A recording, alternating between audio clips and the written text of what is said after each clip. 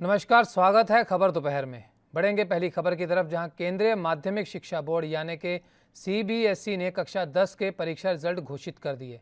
High school में कुल मिलाकर 91.46% पास हुए। तो वहीं रिजल्ट के बारे में जानकारी देते हुए मानव संसाधन विकास मंत्री डॉक्टर रमेश निशंक पोखरियाल ने कहा कि प्रिय छात्रों, माता पिता और शिक्षक, सीबीएसई ने 10वीं कक्षा के परिणामों की घोषणा की है और इसे cbseresults.nic.in पर देखा जा सकता है। मैं दोहराता हूं कि छात्र की स्वास्थ्य और गुणवत्ता शिक्षा हमारी प्राथमिकता है।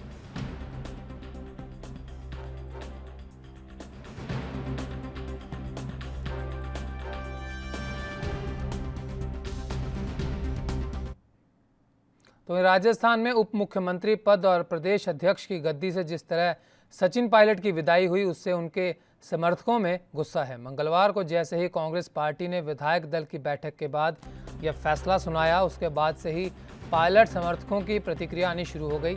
पायलट के समर्थन में कई युवा नेताओं ने प्रदेश में इस्तीफा दे दिया, तो कुछ जगह बवाल होने के डर से पुलिस तैनात करनी पड़ी। इस बीच अजमेर में पायलट समर्थक कांग्रेसी कार्यकर्ताओं ने जमकर प्रदर्शन किया। इस दौरान पायलट समर्थक काफ़ी गुस्से में नजर आए।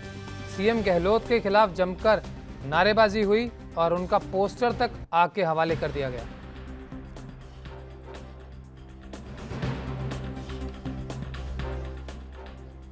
राजस्थान में उप मुख्यमंत्री पद और प्रदेश अध्यक्ष की गद्दी से जिस तरह सचिन पायलट की विदाई हुई, उससे उनके समर्थकों में गुस्सा है।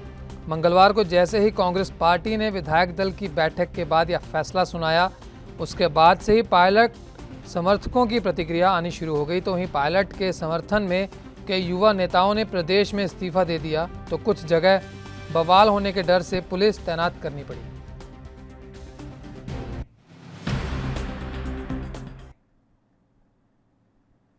तो वहीं कांग्रेस पार्टी ने सचिन पायलट को राजस्थान प्रदेश कांग्रेस के अध्यक्ष और डिप्टी सीएम के पद से हटा दिया। इसके बाद से भारतीय जनता पार्टी में उनके शामिल होने के लिए अटकलें तेज हो गई। इस पर बीजेपी सांसद पीपी चौधरी ने क्या कुछ कहा, आइए सुनते हैं। ये अभी कांग्रेस का आंतरिक मामला है, लेकिन मैं ये कह सकता हूँ कि राजस्थान में कांग्रेस बहुत ही टूटने के कगार पे है। दो बड़े धड़े बन गए हैं, अंतर्कलह हैं, और बीजेपी जो है, हमारा प्रदेश नेतृत्व वो वॉच कर रहा है, एग्जामिन कर रहा है, क्योंकि राजनीतिक दल हैं, एग्जामिन करने का हमारा काम है। लेकिन इनके आपसी जो झगड़े हैं, अंतर्कलह हैं, उसमें बीजेपी का कोई रोल नहीं है।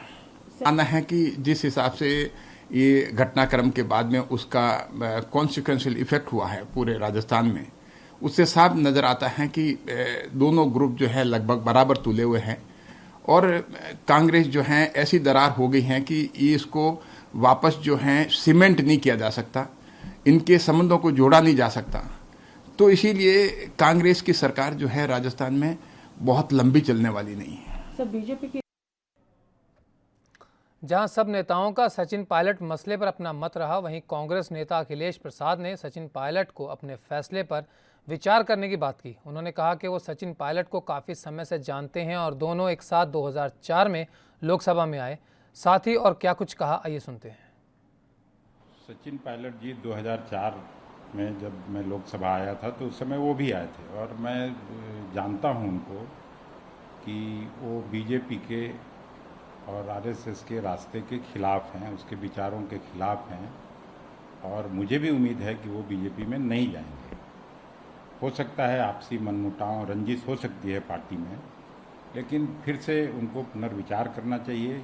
यही पार्टी उनके पिताजी की रही, उनके माताजी की रही, और स्वाभाविक तौर पर वो कांग्रेस के विचार पर चलने वाले व्यक्ति हैं। उनको पुनः, अगर थोड़ी बहुत इधर उधर होती है परिवार में, उसमें कोई ये नहीं है, तो उनको वापस लौटना चाहिए। तो वहीं मध्य प्रदेश के पूर्व मुख्यमंत्री और कांग्रेस नेता दिग्विजय सिंह ने सचिन पायलट पर तंज कसा। दिग्विजय सिंह ने कहा कि सचिन पायलट की हरकतें पार्टी के अनुशासन के खिलाफ हैं, इन युवाओं में धैर्य नहीं। इसके साथ ही दिग्विजय ने सचिन पायलट को धैर्य रखने की सलाह दी। कांग्रेस नेता दिग्विजय सिंह ने कहा कि सचिन पायलट को सांसद, केंद्रीय मंत्री, राजस्थान पार्टी प्रमुख और डिप्टी सीएम बनाया गया, उनकी उम्र क्या है? वह अभी भी युवा हैं और उन्हें थोड़ा धैर्य रखना चाहिए। दिग्विजय सिंह ने और क्या कुछ कहा, आइए सुनते हैं। उनके पिता स्वर्गीय राजेश पायलट जी ने बेहद ईमानदारी, निष्ठा और मेहनत के साथ कांग्रेस पार्टी का साथ दिया। कांग्रेस ने भी उन्हें कैबिनेट में रखते हुए हर काम में उनको आगे बढ़ाया। सचिन को 26-27 साल की उम्र में एमपी बना दिया, कैबिनेट में, सेंट्रल कैबिनेट में मिनिस्टर बना दिया, राजस्थान का पीसीसी प्रेसिडेंट बना दिया, डेप्टी चीफ मिनिस्टर बना दिया। अभी उनकी उम्र ही क्या है, 37-38 साल के हैं। थोड़ा सा धैर्य रखो। कितने ऐसे लोग हैं जो कि इतनी जल्दी तेजी से राजनीतिक पायदान पर आप ऊपर चढ़ते हैं, लेकिन जिस तरह का व्यवहार उन्होंने किया, ये कांग्रेस पार्टी की अनुशासन और जो नीतियां हैं उसके खिलाफ उन्होंने काम किया। मुझे इसका बात का दुख है।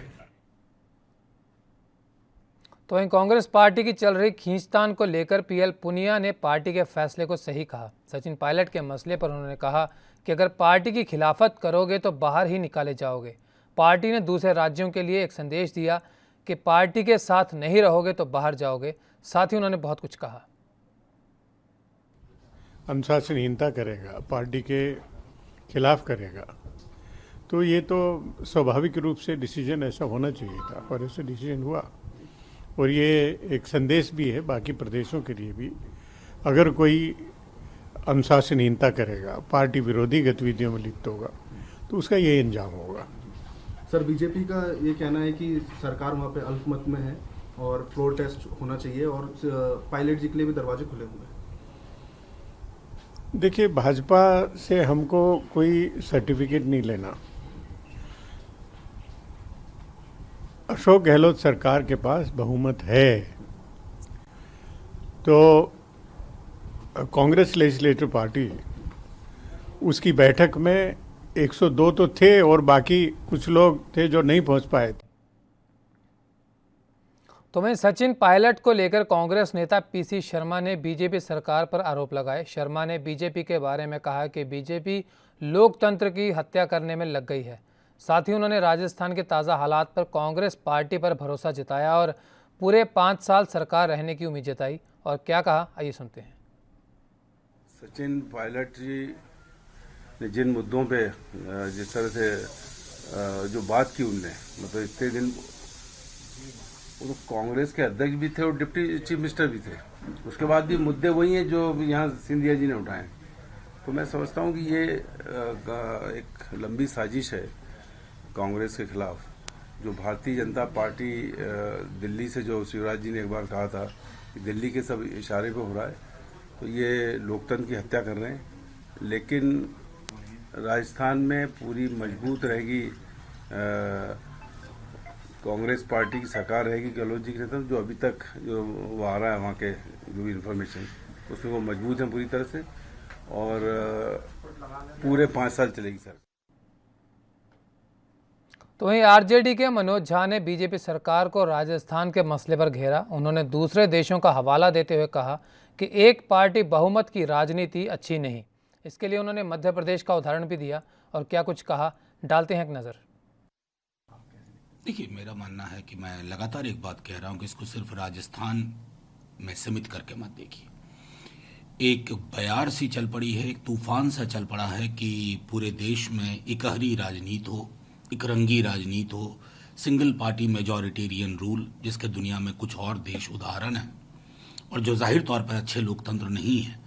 अगर उस तरह की कवायद चल पड़ी है तो मैं समझता हूँ नतीजे में मध्य प्रदेश होता है, नतीजे में बिहार होता है, नतीजे में गोवा, मणिपुर, अब वो पूरी यात्रा अब राजस्थान के रेगिस्तान तक पहुंच गई है। मैं सीधे तौर पे ये मानता हूँ कि ये कांग्रेस का अंदरूनी संकट कह करके निपटाया नहीं जा सकता।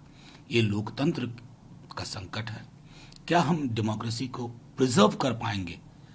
क्या ऐसा संभव है कि मल्टी पार्टी डेमोक्रेसी का जो आइडिया था 1952 के पहले चुनाव से लेकर के, क्या हम उस रास्ते को बिसरा देने की कोशिश में हैं? बाकी डिफेक्शन, चेंज ऑफ गवर्नमेंट, ये अलग मसले हैं, लेकिन गंभीर मसले ये। अब जहां कांग्रेस ने सचिन पायलट को उप मुख्यमंत्री और प्रदेशाध्यक्ष पद से हटाने के बाद उन्हें अयोग्य घोषित करने की प्रक्रिया शुरू कर दी। विधानसभा अध्यक्ष ने बुधवार को कांग्रेस की शिकायत के आधार पर पायलट समेत 19 विधायकों को नोटिस भेजा। उन्हें शुक्रवार तक अपना जवाब दाखिल करना होगा। तो वहीं सचिन पायलट ने कहा कि वो अभी भी कांग्रेस में हैं और फिलहाल बीजेपी में नहीं जा रहे। पायलट ने कहा कि सरकार गिराने की बात करना गलत है, मैं अपनी ही पार्टी के खिलाफ ऐसा क्यों करूंगा।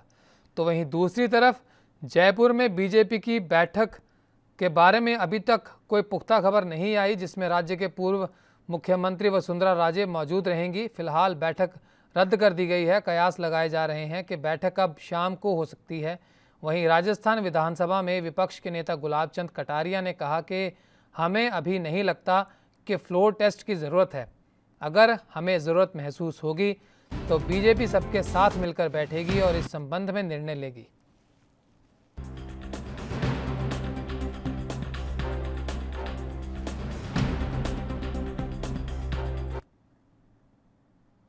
देश भर में कोरोना का कहर जारी है। वहीं कोरोना को लेकर दिल्ली के सीएम अरविंद केजरीवाल ने कहा कि राजधानी में 15 जुलाई तक 2.25 लाख केस होने थे, लेकिन सबके प्रयासों के बाद आज मामले अनुमान के हिसाब से आधे हैं।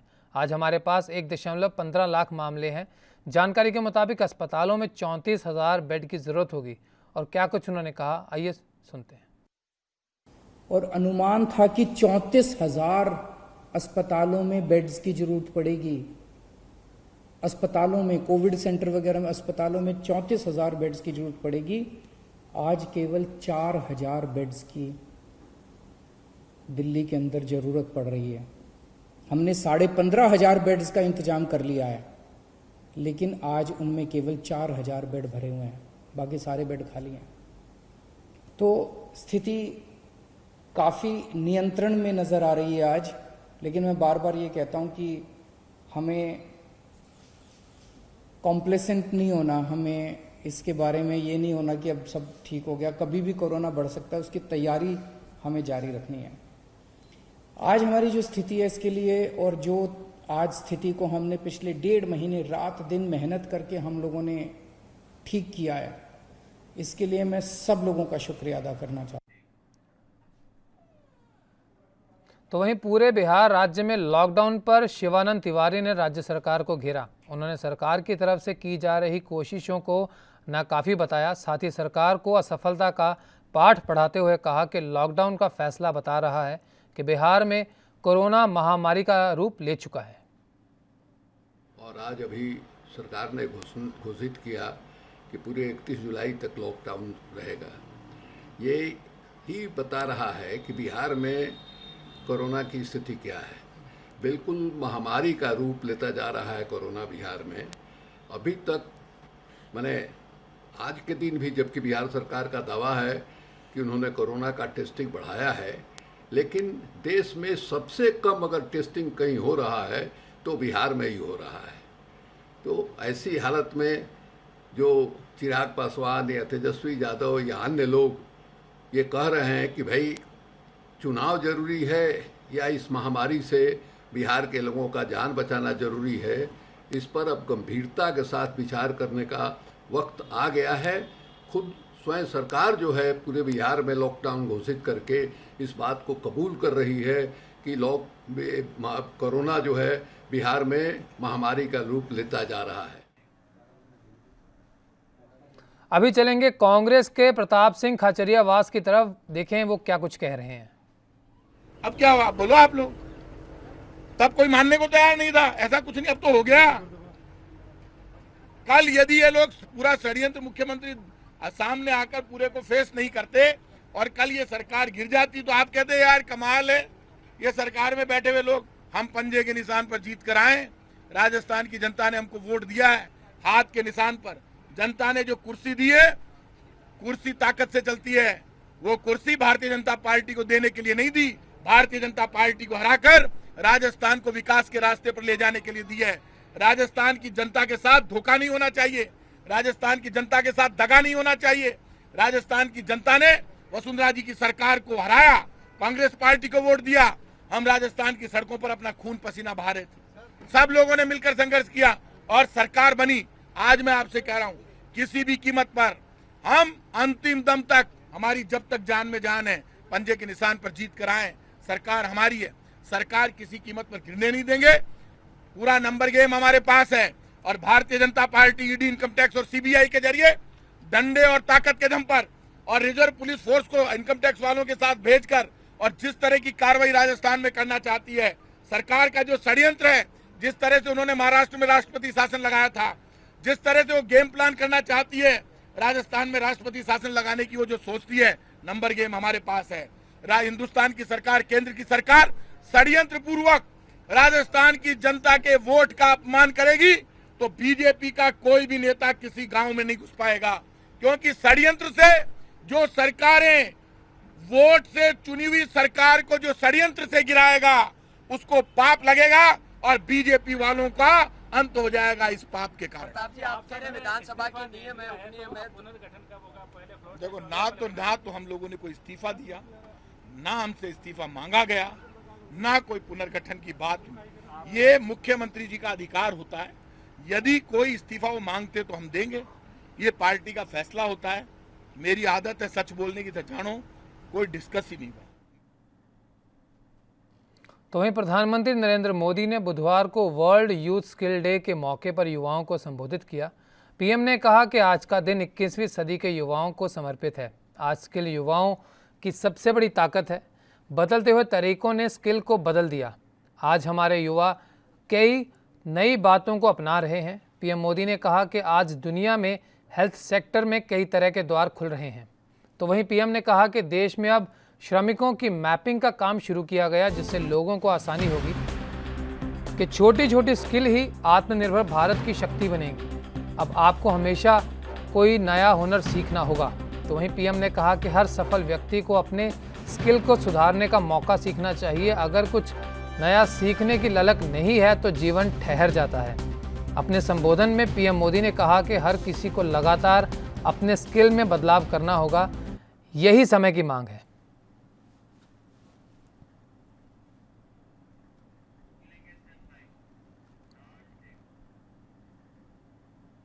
हाल ही में नेपाल के प्रधानमंत्री केपी शर्मा ओली के दिए विवादित टिप्पणी के बाद घमासान मच गया।